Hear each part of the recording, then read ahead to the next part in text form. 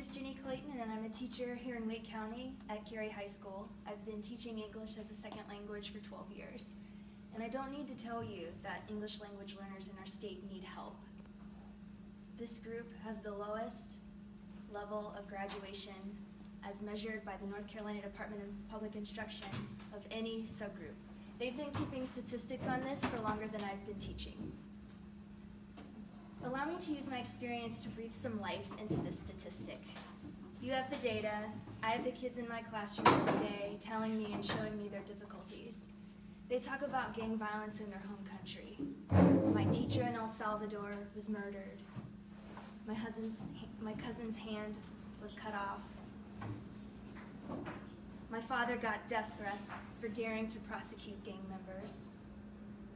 They tell of surviving sexual assault, attacks that happened on a bus, in a park, in their own homes.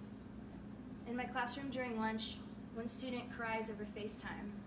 His parents halfway across the world tell him a joke, and he attempts to smile through his tears for their benefit. Meanwhile, a classmate of his has recently met his father for the first time in his life. He spent years out of school taking care of his grandparents while running their farm as his father worked here. The student is barely literate in his first language, but he has a sharp mind and a broad vocabulary developed by listening to Bible readings in church. And now he's here. He and so many capable others are ready to envision a future for themselves. But realizing that vision is not easy. I can still recall the way one student would sit in class attentively listening while massaging her arms because so many late nights working on a food truck had caused her to develop painful tendinitis. She had no parents, no financial fallback, no cheerleader. Another student was often absent on Mondays and Tuesdays because on the weekends he was traveling with his father looking for construction work. Upon returning to school, he would always politely request missing assignments and work after school according to teachers' availability to get caught up. Another student frequently misses school because at nights he's working in restaurant kitchen. But he's always ready to take his tests because he takes his flashcards with him to work. He tells me that he sets them on the edge of the cutting board and reviews them while he's prepping veggies. And I tell him to please keep at least one eye on the knife.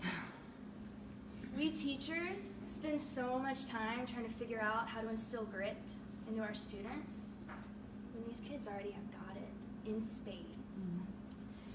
Yet all too often, the emotional trauma, the stress, the physical pain, the fatigue hamper that intrinsic drive and they cloud that vision for the future. Which is why we must step up. English learners need access to counseling in their first language and school personnel who are trauma-informed. They need to see adults in the school who look like they do. They need teachers trained in best practices for English learners and class sizes small enough for them to form relationships with those teachers. They need a school culture which celebrates and fosters a very enviable skill which they already possess, bilingualism. Since I began incorporating students' first language into my lessons with newcomers from Central America, I've noticed an increase in their reading fluency and their confidence. Students love the challenge of translating news articles, book chapters, song lyrics from Spanish to English and vice versa. While they're doing that, they are gaining knowledge in content areas like science and history, while at the same time bolstering their vocabulary and grammatical skills in both languages. Teaching is all about problem solving, which is why I love it, and I strongly believe that when you come across a solution as strong as bilingual instruction, you should run with it. Educators here in Wake County and across the state have come up with many promising solutions to enhance the academic achievement of English learners. Those solutions deserve a careful look and funding to expand them where they will be most effective. Leaving some counties with zero supplemental dollars for their limited English proficient students is is just not the way to go. Remember the student with tendinitis? She graduated and is studying to be a nurse. The student who worked weekends with his dad? He graduated too. He studies IT. As for the student who ran his grandparents' farm and dreamed of becoming a counselor, he dropped out. The burden of making up for lost academic time proved too much.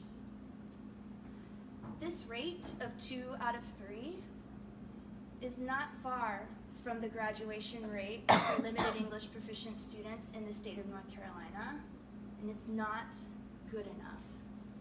I worry over which of my students will make it. I'm worried about Mr.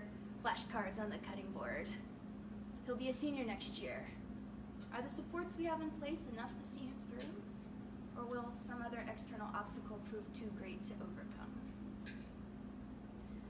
He aspires to be a medical interpreter, by the way.